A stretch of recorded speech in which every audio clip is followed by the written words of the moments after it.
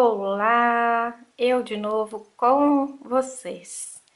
Espero que vocês estejam aí animados para poder colocar em prática mais um tutorial que eu tô trazendo com muito carinho para vocês.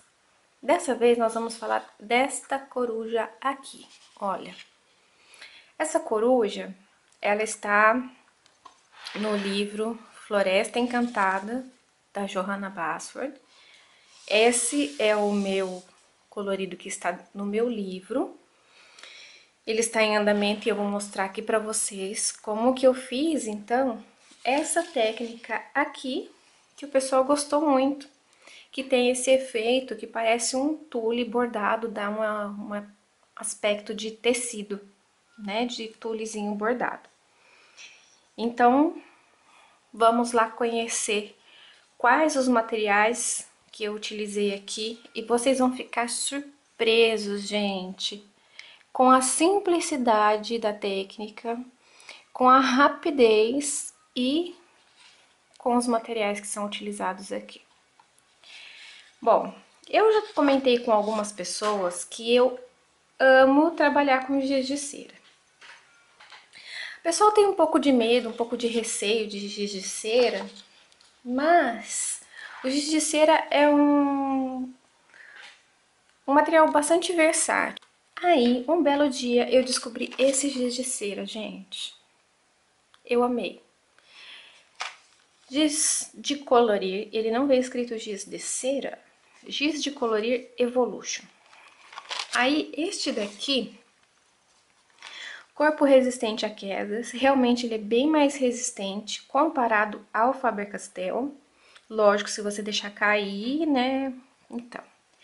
Mas enfim, as mãos limpas, porque ele não transfere para a mão, e as cores vivas, ele realmente cumpre esses 3 itens aqui nele. E o que eu achei legal é que, além de vir 24 cores, ele tem o dourado e o prateado, e ele tem as cores aqui, ó, atrás da caixinha. Então, dá pra gente identificar perfeitamente pelo nome das cores, pra gente catalogar e usar...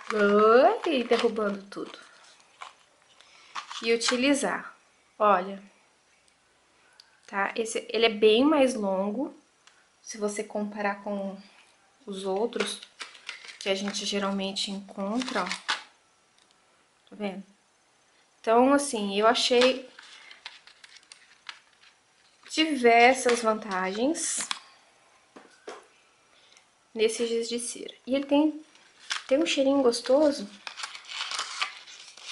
Deixa eu tentar mostrar pra vocês todas as cores que vem nele. Aqui. Então, aqui estão todas, quase todas. Deixa eu pegar aqui, que eu já deixei separado, o dourado. Essas são as cores. Então, ele tem já mais aqui, ó, um verde água, tem o salmão, tem 2 tons de rosa, ele tem 3 tons de roxo, aí que tá separado aqui, ó. Do roxo, o lilás e o violeta. Ele tem 3 tons de azul, aqui, agora a caixinha tá completa. 2 tons de vermelho, laranja, então assim, eu achei a gama de cores bem bonita. Eu vou deixar separado esses dois, porque eles já estão separados para demonstração. Super cheirosinho, não faz meleca na mão. Adoro utilizar esse giz de cera. E aí, como eu gosto muito de trabalhar com esse material... Tcharam, tchan, tchan, tchan. Olha quem tá aqui, gente. Deixa eu mostrar pra vocês essa coisa linda. Olha aqui. Gente, essa caixa é um show. São 120 cores da Crayola. Exatamente. Ele tem um cheirinho super diferente, não sei explicar. Cheirinho de... Eu não achei muito gostoso, não. Me lembrou um pouco o cheirinho de vela queimando em cemitério. Mas, fora esse detalhe, eu achei muito legal porque ele tem aqui, ó, uma gama só de fluorescentes, neons, e muita, gente, muita cor, muita cor, muita cor. E ele também vem aqui, ó, escrito o nomezinho da cor, ele não tem número de referência, mas ele tem o nome da cor escrito aqui em 3 línguas. Então, dá pra gente identificar, catalogar bonitinho. E ele vem, então, com esse papelzinho em volta que ajuda a proteger, para não ficar melecando a mão da gente. Então, aprovadíssimo. Quem teve dificuldade com esse apontador da Crayola, vou só explicar para vocês o seguinte. Tá vendo que o Crayola, ele vem com essa pontinha assim, ó, tá? Deixa eu ver. Ele é quadradinho, ó. Ele é quadradinho não, né? Ele é achatadinho. Então, o que acontece? Conforme a gente vai utilizando o Crayola, olha esse aqui que já utilizei bastante. Vou mostrar pra vocês. Ó, o que acontece. Então, a gente consegue vir aqui e apontar. Quando ele apontar, ele não vai fazer uma ponta igual faz um apontador normal. Ele vai fazer uma ponta assim. Ele para de apontar, ele não faz aquela ponta fininha. Ele para quando fica dessa forma aqui.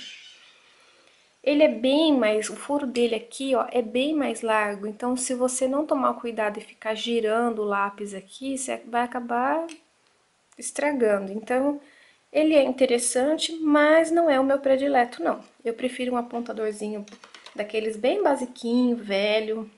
Então, nesse daqui eu utilizei canetinha hidrográfica, utilizei stencil e utilizei os giz de cera da Crayola. Acontece que este papel aqui, que essa imagem foi solicitada por uma amiga, que ela quer colocar lá na parede dela, ela me pediu uma coruja e eu amo essa coruja da Johanna, por isso que eu escolhi essa imagem.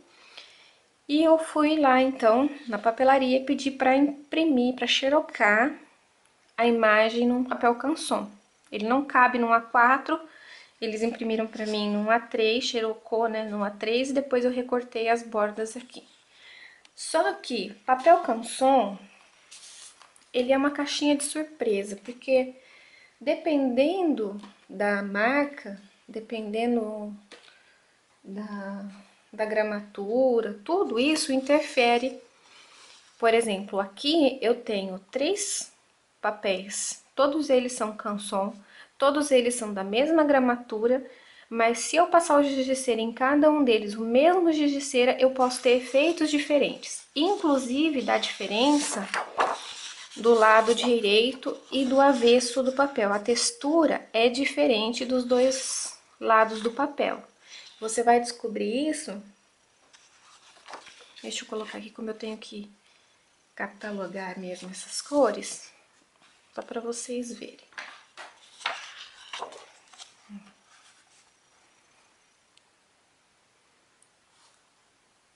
Ó, esse é da Crayola.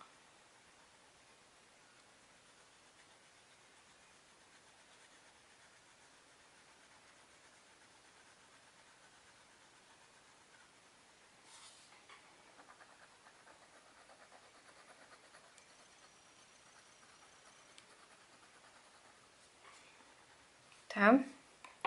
E eu vou pegar, deixa eu pegar uma outra cor aqui.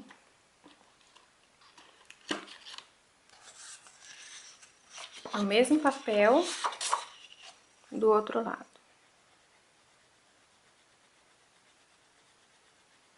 É quase imperceptível, mas quando você trabalha uma grande área, aí você vai conseguir perceber a diferença.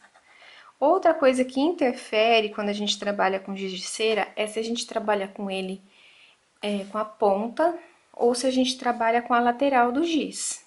Sempre trabalhar para essa técnica que eu vou explicar com a lateral do giz.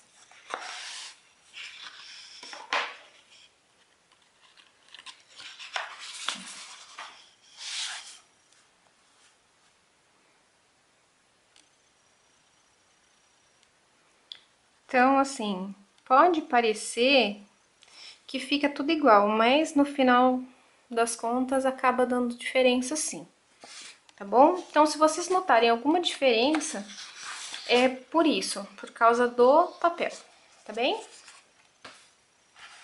Aquele papel em que foi impressa a coruja que eu pintei, ele tinha bastante textura do lado que foi impresso. E aí aconteceu que então deu esse efeito que parece uma rendinha de tule, tá? Só que o que acontece? Quando eu fui trabalhar no livro, o papel não tem tanta textura quanto no canson. E aí então eu precisei de encontrar uma alternativa para conseguir obter o mesmo efeito, porque a maioria do pessoal quer o tutorial justamente para utilizar nos livros, não é verdade? Então, para a gente obter esse mesmo efeito aqui, eu vou mostrar para vocês então como foi o procedimento. Nós vamos precisar então de stencil, tá? Esses daqui, devia ter pego uma folha em branco, né? Vou mostrar pra vocês. Deixa eu pegar aqui. Isso aqui é uma lâmina de fórmica fosca, que eu pedi pra cortarem pra mim, que é o que eu utilizo de suporte por baixo das folhas dos livros, porque isso facilita bastante pra mim. Ela é bem durinha e ao mesmo tempo ela é bem fina. Ela é muito fininha. Deixa eu ver se eu consigo mostrar pra vocês. Tá? Ela tem menos de 1 milímetro, ela é bem fininha mesmo, então ela não estraga a lombada dos livros. Eu utilizei nesta coruja, eu utilizei este molde aqui, esse stencil. Gabi, eu não tenho stencil. Você pode fazer o desenho à mão livre, se você consegue, né? Eu me viro bem colorindo, mas para desenho não é o meu forte. Então eu prefiro utilizar o stencil, até porque os tamanhos e os modelos ficam padronizados. E esse material aqui é bem baratinho também e dá para utilizar muito, muito, muito mesmo. Então compensa, tá bem? Nós vamos precisar de lápis de cor ou canetinha. E vamos precisar então do nosso querido giz de cera. Como eu disse para vocês, o livro não me dava a mesma textura que eu precisava.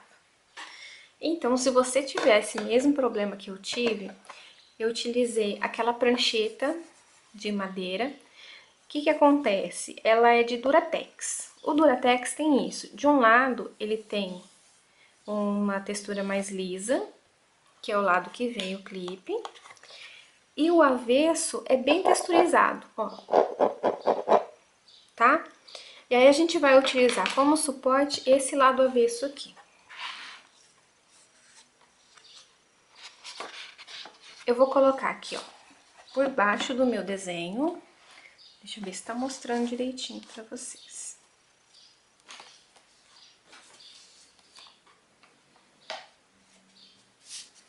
Vou pegar o stencil que eu escolhi. Eu utilizei nesse aqui do livro a caneta hidrográfica da Neopen, que é uma linha da Compacto. Sempre que você for utilizar caneta hidrográfica, testa antes, gente, no livro. Testa porque nem sempre a gente consegue trabalhar com as belezuras. Gente, eu tô perdidinha aqui agora, quer ver? Onde é que estava o meu desenho? Cadê? Achei. Olha ele aqui. Gente, vocês não sabem a trabalheira para montar isso daqui, a bagunça que eu faço. Então tá aqui, ó. Deixa eu conferir que vocês estejam enxergando.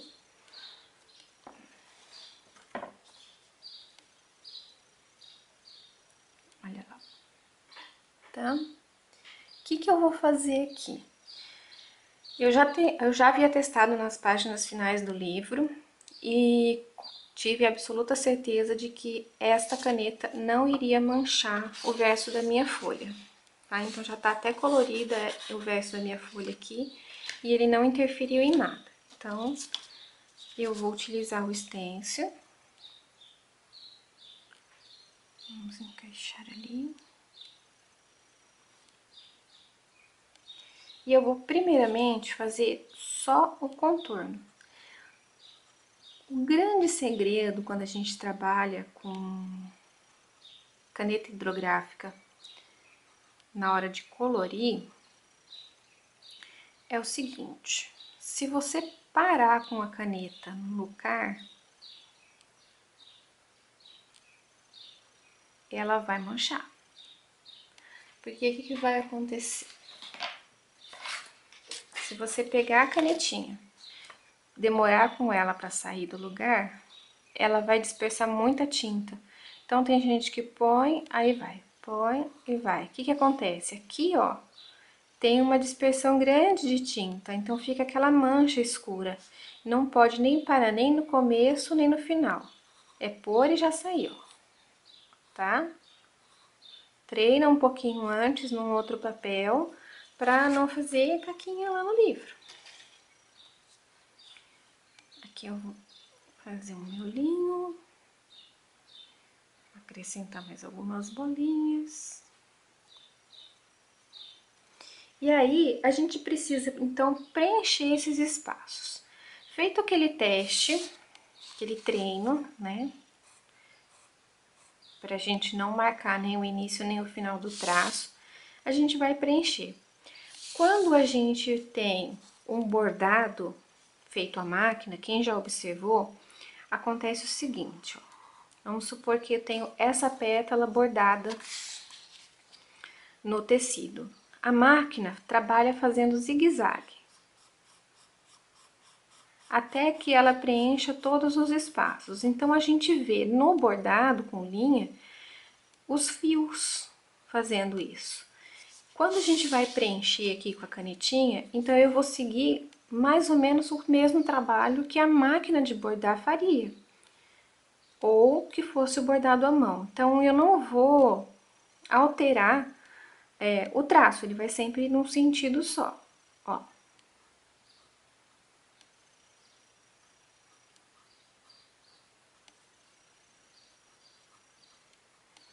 Agora eu vou inverter aqui, ó, porque é como se a máquina estivesse bordando pra cá. Se sair algum pontinho do risco, ou ficar alguma falhinha na hora de você preencher o desenho, não precisa se preocupar, porque depois, na hora que a gente passar o giz de cera, ele vai encobrir todos esses defeitinhos, tá?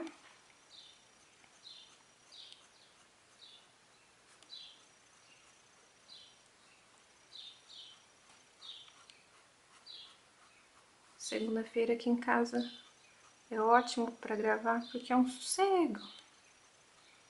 Os vizinhos estão trabalhando, não tem criança. Tô só escutando passarinhos cantando aqui do lado da minha janela.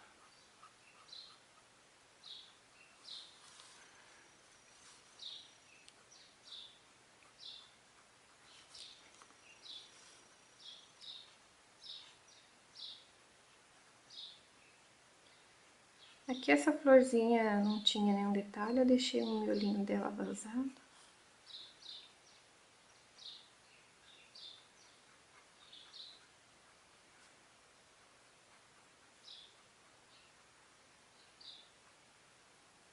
Geralmente, esse preenchimento acaba não realçando muito não, mas pode acontecer dele aparecer, então eu prefiro ter o cuidado na hora de fazer esse preenchimento, de fazer em tracinhos assim, tá bem?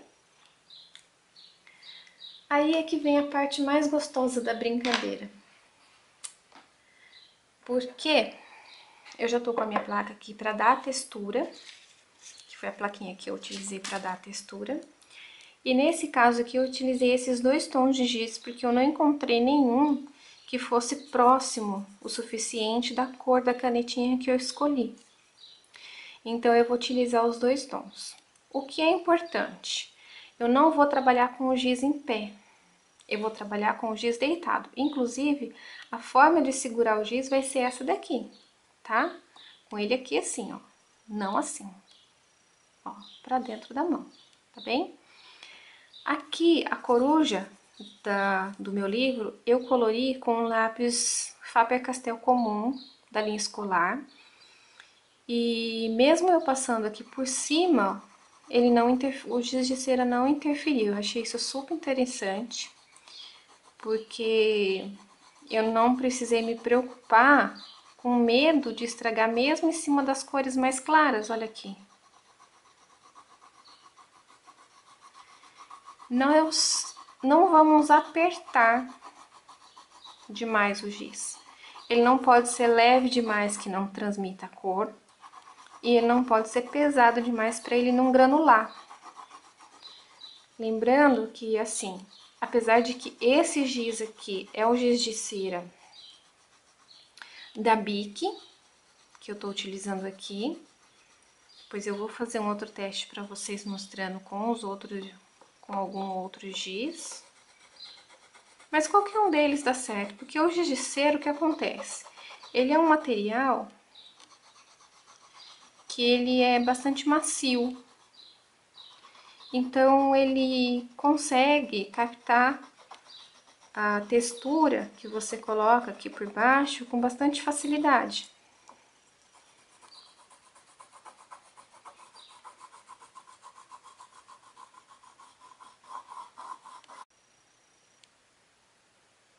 Gente, a minha câmera é uma bênção. Ela para de filmar e desliga sozinha e nem avisa ninguém.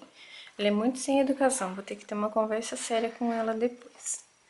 Eu tava demonstrando aqui pra vocês, então, e ela não gravou o finalzinho, que é o seguinte. Eu passei, então, aqui o giz de cera azul, com a plaquinha por baixo, e depois, por cima, eu fui passando da mesma forma o roxinho, para conseguir essa nuance. E quanto mais a gente vai passando, mais ele vai mostrando a textura, tá bem? E aí você consegue, então, aqui, ó, esse efeito de tule, porque essa placa de Duratex, ela conseguiu me dar exatamente a textura que eu precisava, que foi a textura que eu consegui naquele outro canção. Você pode me dizer, Gabi, eu não tenho canetinha hidrográfica, ou as minhas canetinhas todas marcam o papel no fundo, o verso do papel, então lógico que eu fui procurar uma solução para isso. Então, se você tiver lápis de cor e um giz de cera qualquer, você consegue fazer. Esse daqui, no fundo do esquilo, por exemplo, eu já fiz utilizando lápis de cor, o stencil da mesma maneira. E olha aqui, que legal, gente. Deixa eu pegar aqui, ó. É a mesma florzinha. Aqui eu utilizei até, ó, o lápis dourado, o ouro, da Faber-Castell comum. Então, vê que eu tô utilizando todo o material que vocês conseguem com facilidade. Esses stencils aqui a gente costuma encontrar em bazar, loja de armarinhos, tá? É super facinho de encontrar. Se você não encontrar pela internet em lojas que vendem materiais para pintura em tecido, você encontra. E aí a única coisa que eu preciso é do meu lápis bem apontadinho, porque quando eu precisar de passar, se o seu molde ele tiver esses vãos aqui fininhos e você quiser fazer esses traços, você vai precisar da ponta mais fininha. Caso contrário, não, tá? Você pode simplesmente riscar, depois vir aqui e pintar, mas olha a borraqueira que a pessoa faz, porque a pessoa falta um pouco de coordenação motora num espaço tão pequenininho. Então, a vantagem aqui é que eu posso fazer isso, ó, pintar dentro do próprio stencil. O lápis também deve pintar em um único sentido, tá? Lembra que eu falei que a gente tá imitando a linha?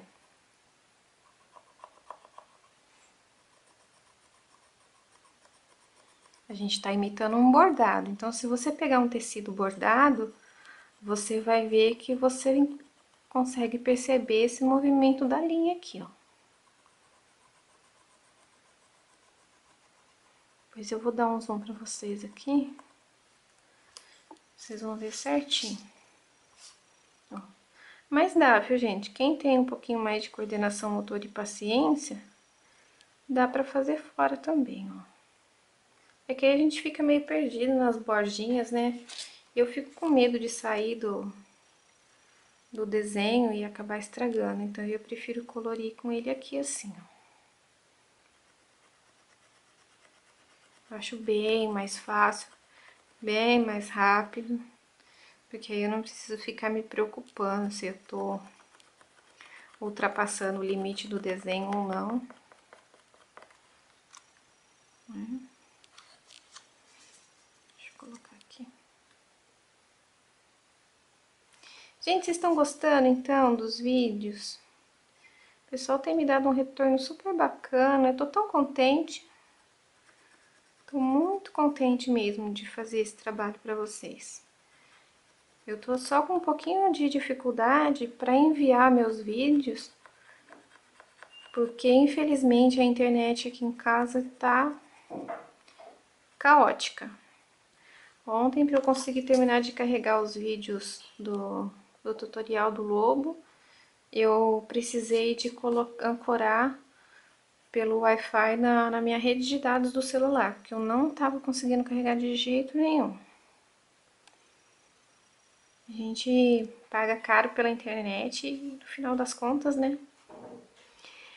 Lembrando que na hora que a gente está fazendo essa parte aqui com o stencil, tem que ser um suporte liso por baixo, tá bem? Porque nessa parte não pode ter textura. A textura que a gente vai ter é a textura dos riscos do lápis, que a gente vai fazer o preenchimento da figura num único sentido para dar aquela impressão da linha. Aí que a gente vai virar, olha lá. E aqui, novamente eu utilizei o giz da Bic, que como eu falei eu gosto muito. E ó, de lado, pressão média, eu vou preencher. Aí você vai falar, Gabi, é só isso mesmo? Tá aí, gente. Tá aí. É só isso, é só isso. Sabe o que mais me encanta quando eu vejo esse tipo de trabalho? É que, gente, eu comecei a fazer de uma maneira assim, totalmente despropositada. E o que eu vou fazer nesse fundo? Eu quero algo diferente. Aí eu peguei, usei o stencil e fiz o fundo com canetinha. Aí eu olhei e falei, isso aqui tá brigando com a imagem da coruja, o que eu vou fazer? Eu preciso disfarçar. Falei, como a área é muito grande, eu vou trabalhar com giz de cera. Ó, só pra vocês saberem, peguei um marrom, pra não ficar só o dourado e poder realçar um pouco mais, vou usar um marronzinho combinado, tá? Então, aí eu tava contando pra vocês. Eu peguei e olhei pra aquele fundo e olhei e falei, vou trabalhar com giz pastel, né? Porque aí eu vou esfumando com giz pastel e vou conseguir trabalhar esse fundo e fazer uma nuance por cima e deixar esse desenho de fundo.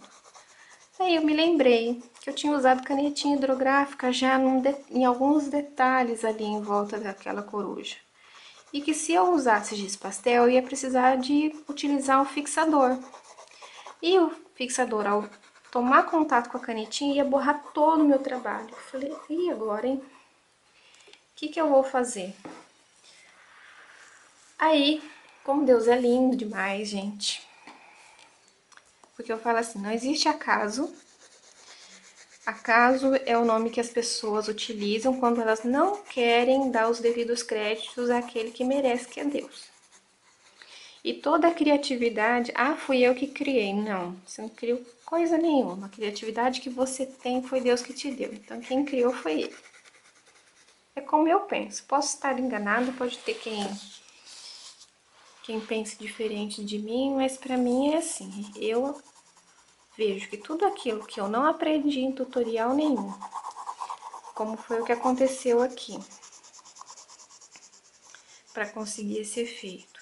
Ah, foi ao acaso. Não, não foi ao acaso. Foi direção de Deus, foi dom de Deus e foi Deus e pronto. Olha lá, eu tô repassando em algumas partes para mostrar para vocês como o marronzinho ele ajuda, né, a realçar um pouco mais aqui a nossa textura. Olha lá.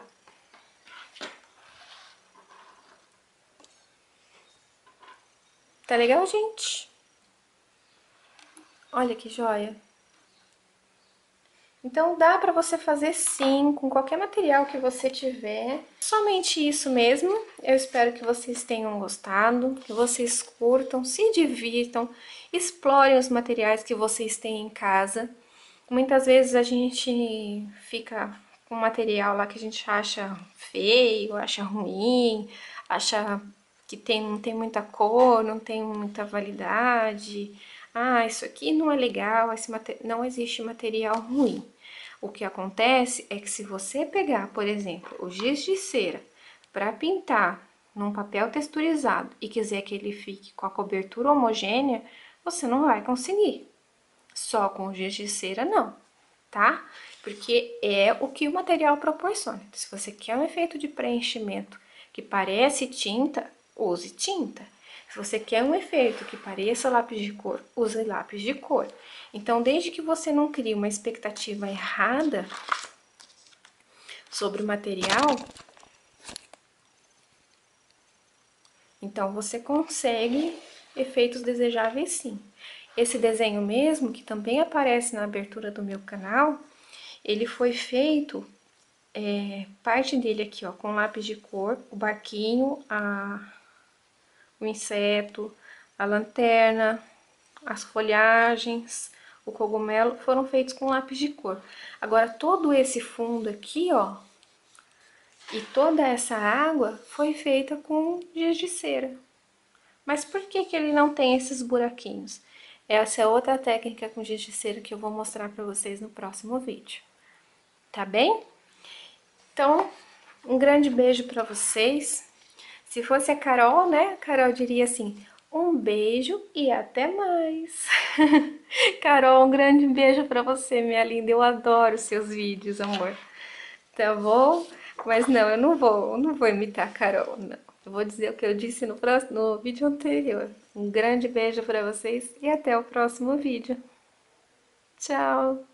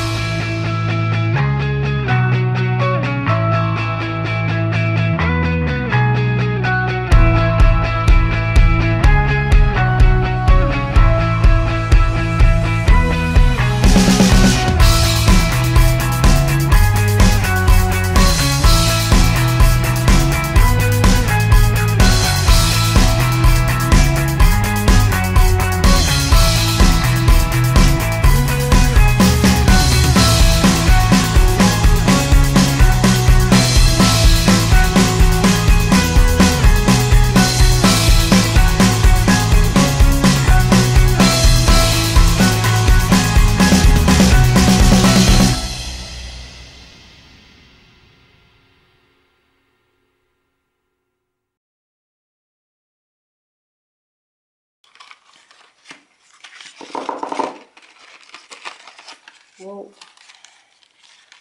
Ai, agora entrou tudo aqui. Calma lá, gente.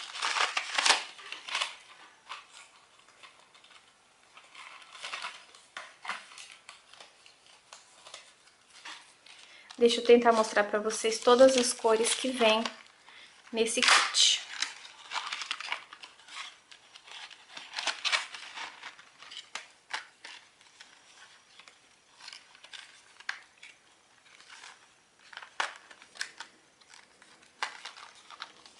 Ai, eu só queria uma caixinha mais prática. Ai, pessoa desajeitada. Giz. Giz. Eu guardei.